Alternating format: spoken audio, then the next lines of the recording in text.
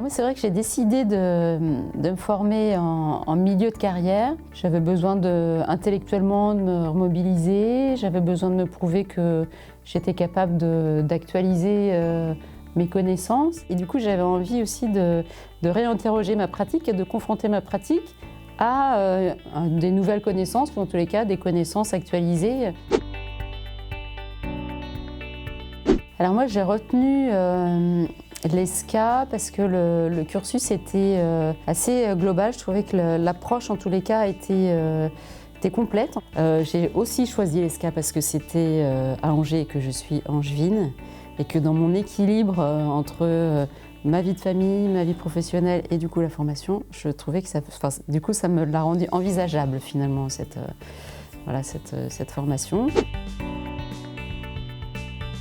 Ce que j'ai beaucoup aimé, c'est le mélange entre des intervenants enseignants, chercheurs donc qui maîtrisent bien leur sujet, et puis des intervenants extérieurs, plutôt issus du monde de l'entreprise et qui témoignent de toute leur expérience en fait dans l'entreprise.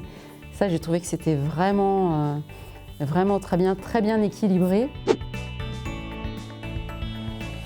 J'ai changé de poste, j'ai évolué, je suis devenue directrice générale là où j'étais directrice de service avant, donc c'était très bien. Et j'ai changé de secteur professionnel, parce que je suis passée d'un secteur où j'étais plutôt dans des dynamiques, dans des politiques d'emploi, et là je suis dans la restauration collective, donc des milieux professionnels très différents.